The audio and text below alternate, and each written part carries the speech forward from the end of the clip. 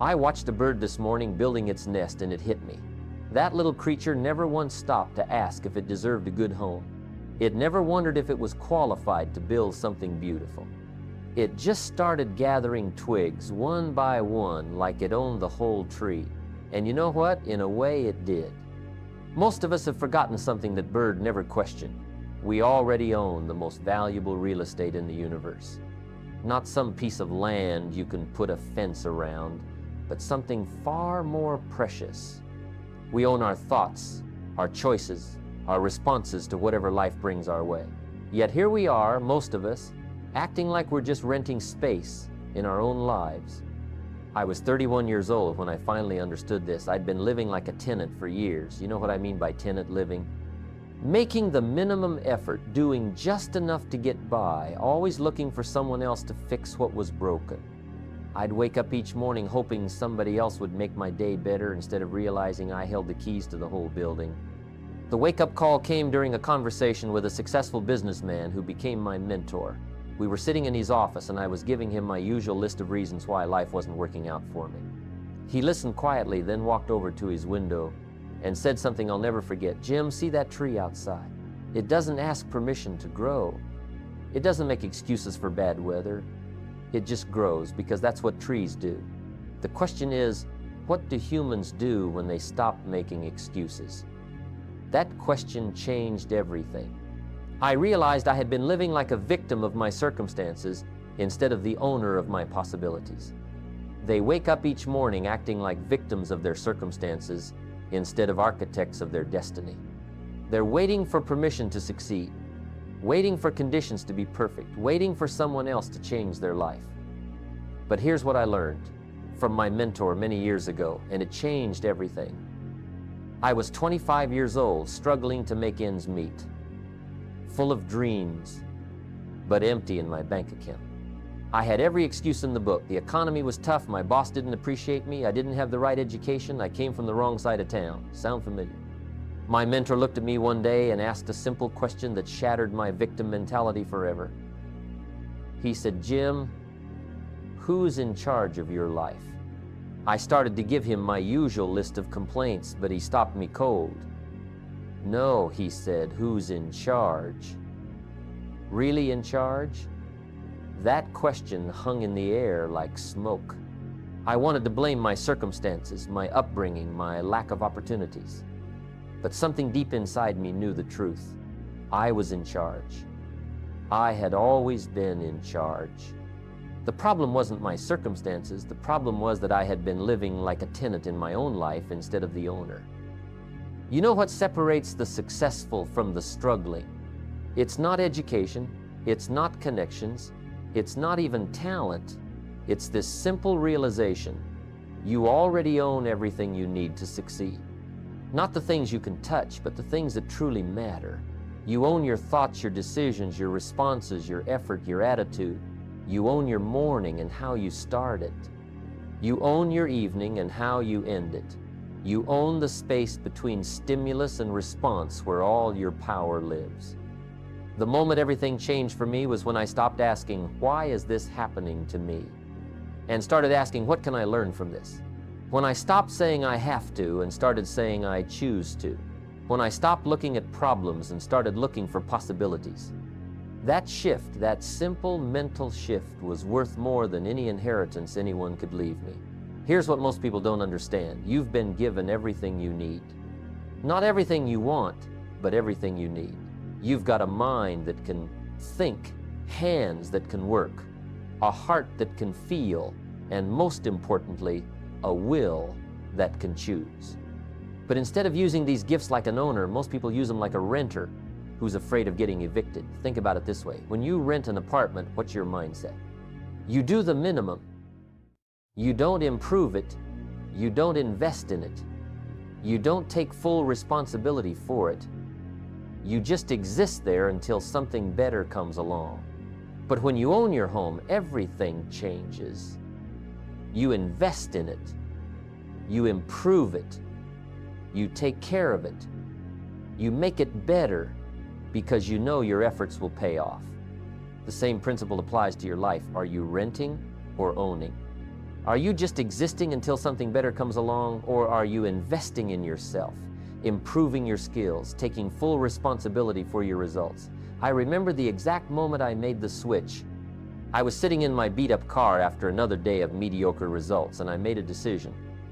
I said to myself, Jim, you're going to start treating your life like you own it. You're going to invest in it like it's your most valuable possession. You're going to improve it like your future depends on it, because it does. That night, I didn't just go to sleep. I planned, I dreamed, I took ownership. I looked at my life like a property I had just inherited and asked, what needs to change? What needs improvement? What potential am I not seeing? Why do 95% of people live reactively while only 5% live creatively? It's simple. The 95% wake up each morning and ask, what's going to happen to me today? The 5% wake up and ask, what am I going to make happen today? The 95% hope things get better. The 5% make things better. Which group are you in? Be honest with yourself. When you wake up tomorrow morning, will you be waiting for life to happen to you, or will you be ready to happen to life? Your daily wake-up call is life asking you the same question my mentor asked me, who's in charge? Every morning, life knocks on your door with that original will in hand, ready to remind you that you're not the servant, you're the owner. You're not the victim, you're the victor. You're not the passenger, you're the pilot. But here's the thing about ownership. It comes with responsibility. When you truly own something, you can't blame anyone else for its condition. You can't point fingers when things go wrong. You can't make excuses when results don't match your expectations.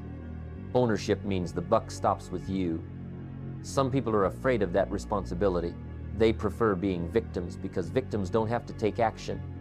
Victims can stay comfortable in their complaints. Victims can blame their parents, their circumstances, their luck, but owners have to do something about their situation. The beautiful thing about taking ownership is that it gives you power, real power. Not the power to control everything that happens to you, but the power to control everything that happens within you. And that's where your real estate is, not in the external world, but in the internal world of your thoughts, decisions, and responses. When you wake up tomorrow morning, you'll have a choice. You can wake up like a servant wondering what the day will do to you, or you can wake up like an owner wondering what you'll do with the day. You can approach your challenges like someone who's just trying to survive them, or like someone who's going to learn from them, grow through them, and use them to become stronger. The truth is, you've never been a victim. You've only been someone who temporarily forgot that you're the owner. Today is the day you stop forgetting. Today is the day you claim your territory. Today is the day you stop being a victim of your life and start being the architect of your destiny. Tomorrow morning, when you open your eyes, remember, you're not waking up in someone else's world. You're waking up in yours. The question isn't whether you have what it takes. The question is whether you'll use what you've already been given. The world isn't happening to you. You're happening to the world. Now start acting like it. Now here's what's fascinating about human nature. Two people can look at exactly the same situation and see completely different worlds. I learned this lesson the hard way when I was struggling in my early 30s. I had a friend named Dave, and we'd often walk through the old part of town where there were these run-down buildings, broken windows, weeds growing through the sidewalks. Every time we walked that route, Dave would shake his head and say, "Look at this mess. This place is hopeless. Nothing good could ever come from here." But there was this other fellow I knew, an entrepreneur named Sam. One day I took the same walk with him, and when we got to that exact spot, his eyes lit up like Christmas morning. He said, "Jim, look at the potential here. Prime location, solid bones on these buildings, just waiting for someone with vision to see what this could become. Same street, same buildings, same broken windows." But Sam saw something Dave never could. That's when it hit me. The difference between those who succeed and those who struggle isn't what they're looking at, it's what they're looking for. Here's what separates people who create wealth from people who struggle financially. People who build strong relationships from people who feel lonely. People who stay healthy from people who get sick all the time. It's not their circumstances, it's their philosophy about what's possible within those circumstances. Your philosophy is like a pair of glasses you wear every single day. If your glasses are scratched and dirty, everything looks distorted and unclear. If your glasses are clean and focused, you see opportunities everywhere. Most people are walking around with philosophy glasses that are so scratched up with negative thinking, past failures, and other people's opinions that I can't see the possibilities right in front of them. Let me share something that changed my whole perspective on what's possible. I was working a job I hated, barely making enough to pay my bills, and I kept thinking, this is just my lot in life. Some people are born lucky, some aren't. One evening, I was complaining to my mentor about how unfair everything was, and he said something that stopped me cold. Jim, the problem isn't that opportunities don't exist. The problem is that you're not seeing them because you're not looking for them. He was right. I had trained my mind to look for problems, not possibilities. I had become an expert at spotting everything that was wrong instead of everything that could be right. My philosophy had become my prison. But here's the beautiful thing about philosophy. You can change it. You don't have to keep the same mental glasses you've been wearing. You can get a new prescription anytime you want. The seasons taught me something profound about this. You know how I love talking about the seasons. They're one of life's greatest teachers. Winter always looks permanent when you're in the middle of it.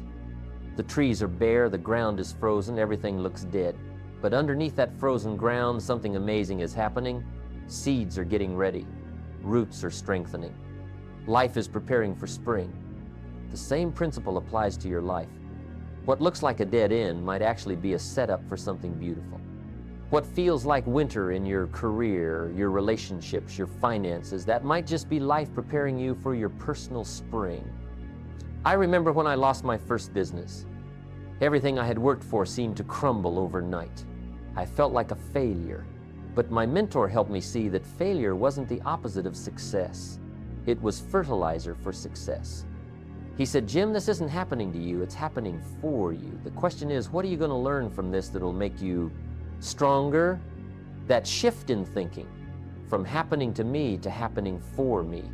That's the difference between victim philosophy and owner philosophy. Victims see problems.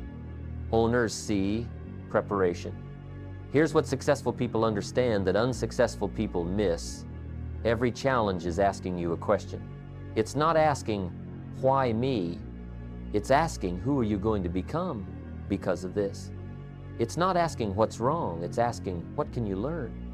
The questions you ask yourself determine the life you live. Poor people ask poor questions. They ask, why don't I have enough money? Instead of, how can I add more value? They ask, why doesn't anyone appreciate me? Instead of, how can I become more valuable? They ask, why is this happening to me? Instead of, what is this trying to teach me? Rich people, and I don't just mean financially rich, I mean rich in all areas of life, they ask rich questions. They look at the same situations everyone else faces, but they're looking for different things. While others are looking for someone to blame, they're looking for someone to become. While others are looking for excuses, they're looking for opportunities. I'll never forget the day I learned to see opportunity in disguise. I was at a business conference, feeling intimidated by all these successful entrepreneurs. I was thinking, I don't belong here. These people have something I don't have. But then I overheard a conversation between two millionaires. One was telling the other about his biggest breakthrough, and you know what it was? A business failure that forced him to develop new skills. His biggest disaster had become his greatest teacher. That's when I realized successful people don't avoid problems, they collect them.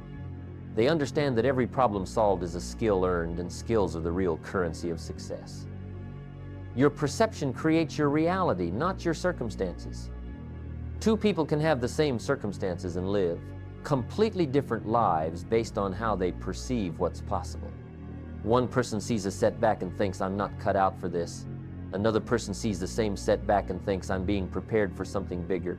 The truth is, life is always offering you two teachers, inspiration and desperation. Most people wait for desperation before they're willing to change, but wise people learn from inspiration. They see what's possible and move toward it before they're forced to. So here's my question for you. What glasses are you wearing? When you look at your life, your challenges, your opportunities, what are you looking for? Are you looking for reasons why things won't work? or are you looking for ways to make them work? Are you looking for someone to blame or someone to become? The world is full of possibilities, but possibility thinking is a skill. Like any skill, it gets stronger with practice. Start small. When something goes wrong today, instead of asking why me, try asking what now. Instead of looking for what's missing, look for what's available. Instead of focusing on what you can't control, focus on what you can create. Remember, the same sun that melts the ice hardens the clay. It's not what happens to you that determines your destiny. It's what you do with what happens to you. And that starts with changing your philosophy about what's possible. I once watched a master carpenter build a house, and it taught me everything I needed to know about success. This craftsman treated every single board like it was going into his own home. He measured twice, cut once. He checked every angle, tested every joint. When someone asked him why he was being so careful on what was just another construction job, he said something that stuck with me forever. Son, I don't build houses for other people. I build every house like my family's gonna live in it. That's the only way I know how to work. That's when I understood the difference between people who succeed and people who struggle. Successful people treat everything they touch like they own it, even when they don't. They bring an owner's mentality to a renter's situation. The truth is, how you do anything is how you do everything. If you're careless with small things, you'll be careless with big things. If you cut corners when nobody's watching, you'll cut corners when everybody is watching. Your daily habits aren't separate from your big dreams. They're the building blocks of those dreams. Let me tell you about the morning that changed my life. I was 32 years old, frustrated with my results, and I finally got tired of being tired. I made a decision that night. Starting tomorrow, I'm going to treat my life like I'm building something permanent, something valuable, something worth being proud of. The next morning, instead of stumbling out of bed and rushing into my day, I did something different. I got up 30 minutes earlier. Not to work more, but to think more, to plan more, to design my day instead of just surviving it. That 30 minutes became the most valuable time investment I ever made. Here's what I discovered in that quiet 30 minutes. Most people don't design their days, they just react to them. They wake up and ask, what do I have to do today? Instead of asking, what do I want to create today? They approach their day like passengers instead of pilots. But owners think differently. Owners ask different questions. When an owner wakes up, he doesn't just think about getting through the day. He thinks about what he's building with the day. Every day is another brick in the foundation of his future. I started treating my time like a master craftsman treats his materials, with respect, with purpose, with a vision of what the finished product should look like. I stopped wasting time on things that didn't matter and started investing time in things that would compound. You know what the most successful people I've met have in common? They all have systems. Not just goals, anybody can set goals, but systems, daily practices, routines that serve their vision instead of their comfort. My mentor taught me something profound about this. He said, Jim, success is not a destination you arrive at. Success is a process you live by. It's not something you achieve once, it's something you practice daily. That's when I learned the power of small disciplines versus small neglects. A small discipline, like reading 10 pages of a good book every day, doesn't seem like much, but do it for a year, and you've read 12 books. Do it for 5 years, and you've read 60 books. Do it for 10 years, and you've gained the equivalent of a PhD in personal development. But here's the flip side. Small neglects compound too. Skip reading for one day, no big deal. Skip for a week, still not the end of the world. But skip for months, skip for years, and suddenly you're 10 years older, but not 10 years wiser. The compound effect works both ways. It works for you or against you, but it's always working. I remember the day I realized I had been majoring in minor things. I was spending hours watching television, complaining about my circumstances, hanging around people who had the same problems I had.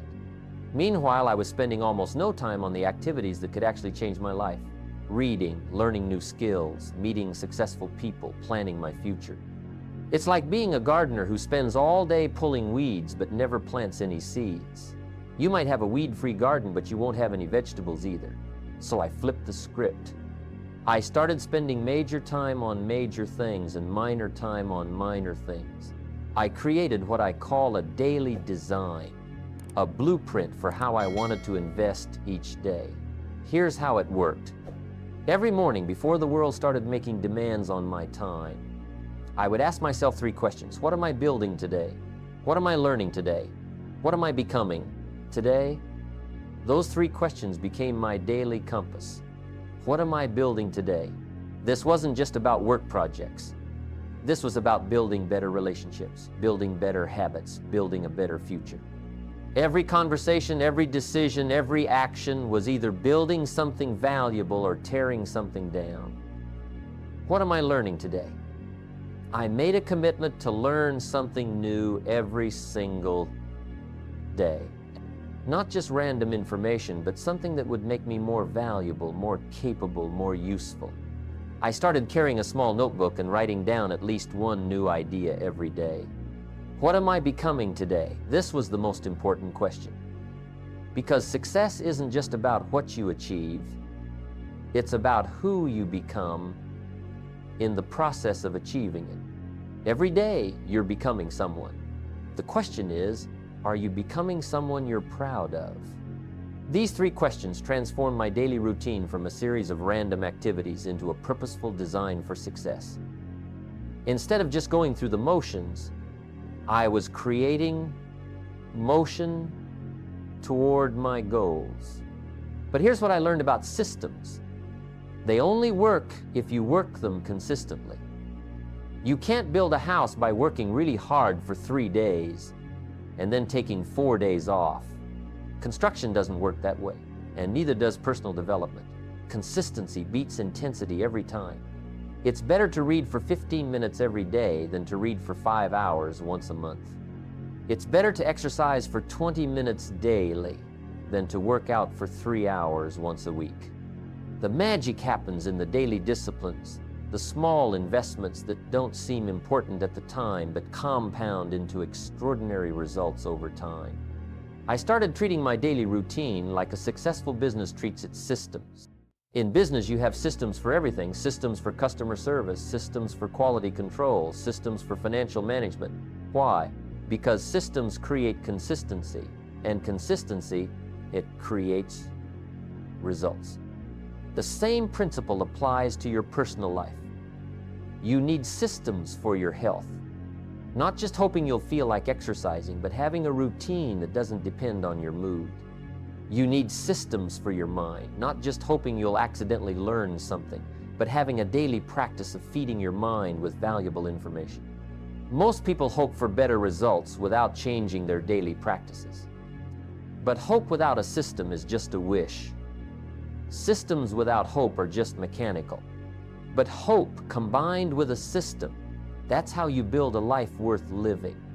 Your daily design isn't about perfection, it's about direction. It's about making sure that your daily activities are aligned with your long-term vision. It's about building something valuable one day at a time, one decision at a time, one discipline at a time. Tomorrow morning when you wake up, you'll have a choice. You can approach the day like someone who's just trying to get through it, or like someone who's building something with it. You can react to whatever happens, or you can create what happens. Remember what that master carpenter said: build every day like your future depends on it, because it does. I met an elderly woman at a conference years ago who told me a story that changed how I think about everything. She was 93 years old, sharp as a tack, and she had just planted a small apple tree in her backyard. When I asked her why she was planting a tree at her age, she smiled and said, "Young man, I may never taste the apples from this tree, but someone will. And that someone might plant another tree because of the shade this one provides." That's when I understood what real ownership looks like. It's not just about what you can get from life, it's about what you can give to life. True owners think beyond themselves. They build things that last longer than their own lifetime. Most people think small, gee, they think about next week, next month, maybe next year. But owners think generationally. They ask themselves, what am I creating that will still matter long after I'm gone? What am I building that will make the world a little better for the people who come after me? Let me tell you what I learned about thinking beyond yourself. For years, I was focused on my own success, my own goals, my own dreams. And you know what? I achieved some of those goals. But something was missing. Success felt empty when it was just about me. Then I started asking different questions. Instead of how can I succeed, I started asking, how can I serve? Instead of what can I get, I started asking, what can I give? Instead of how can I be happy, I started asking, how can I add value to other people's lives? That shift from success to significance, that's when my life really took off. Because when you focus on adding value to others, value comes back to you multiplied. Here's what's fascinating about legacy thinking. It changes how you make decisions today. When you know that your choices will echo through generations, you choose more carefully. When you realize that your example is teaching others how to live, you live more thoughtfully. I remember the moment this hit me personally. My daughter was watching me handle a difficult business situation. I was frustrated, ready to cut corners, ready to do whatever it took to solve my immediate problem. Then I caught her watching me and I realized she's not just seeing how I handle business, she's learning how to handle challenges in her own life. What kind of lesson was I teaching? That awareness changed everything. I started asking myself before every major decision, if everyone did what I'm about to do, what kind of world would we live in? That simple question became my moral compass. Owners don't just think about their own outcomes, they think about their impact. They understand that every action creates a ripple effect that goes far beyond what they can see. Every person they influence influences other people. Every lesson they teach gets passed on. Every example they set becomes a pattern someone else follows. Your life is not just about you. You're part of something bigger. You're a link in a chain that connects the past to the future. The question is, are you going to be a strong link or a weak one? The most successful people I've known all had one thing in common. They were building something bigger than themselves. Walt Disney wasn't just building theme parks. He was building dreams. Henry Ford wasn't just making cars, he was changing how people lived and worked. Martin Luther King Jr. wasn't just fighting for civil rights, he was fighting for the soul of humanity. What are you building that's bigger than yourself? Here's what I've learned about leaving a legacy. It's not about grand gestures or monuments with your name on them. Legacy is built in the small moments, the daily interactions, the choices you make when nobody important is watching. Every time you choose integrity over advantage, you're building a legacy. Every time you help someone else succeed, you're building a legacy. Every time you do excellent work, regardless of the recognition, you're building a legacy. Every time you treat people with respect and kindness, you're building a legacy. The beauty of legacy thinking is that it makes ordinary moments meaningful. That conversation with a young person who's struggling, that might be the moment that changes their entire trajectory. That decision to do the right thing, even when it costs you, that might be the example someone needs to see to change their own behavior. I think about the people who influenced my life the most, and you know what's interesting? Most of them probably don't even remember the moments that changed me. A teacher who believed in me when I didn't believe in myself. A businessman who took time to answer my questions. A friend who challenged me to think bigger. They were just living their lives, but their lives intersected with mine in ways that mattered forever. That's the power of ownership thinking applied to your impact on others. When you live like an owner, you naturally start influencing others to think like owners too. When you take responsibility for your results, you give others permission to take responsibility for theirs. When you refuse to be a victim of your circumstances, you inspire others to refuse to be victims of theirs. The ripple effect of your example is beyond anything you can measure. But here's what you can control. You can make sure that ripple is positive. You can make sure that your influence makes people stronger, not weaker. You can make sure that your legacy adds value to the world instead of taking value away from it. So let me ask you the ultimate ownership question. If you could see your life from the end looking back, what would you want to see? What would you want to have built? What would you want to have contributed? What would you want people to say about how you lived? Don't wait until you're 93 to start planting trees. Don't wait until tomorrow to start living like an owner. Don't wait until you feel ready to start making a difference. The world needs what you have to offer. Not someday, today. Not when you're perfect, now, while you're still growing. Not when you have it all figured out, right now, with whatever wisdom you've already gained. Tomorrow morning when you wake up, remember this. You're not just waking up to live another day. You're waking up to write another page in the story of your legacy. You're waking up to plant seeds that will grow long after you're gone. You're waking up to influence people in ways you may never know.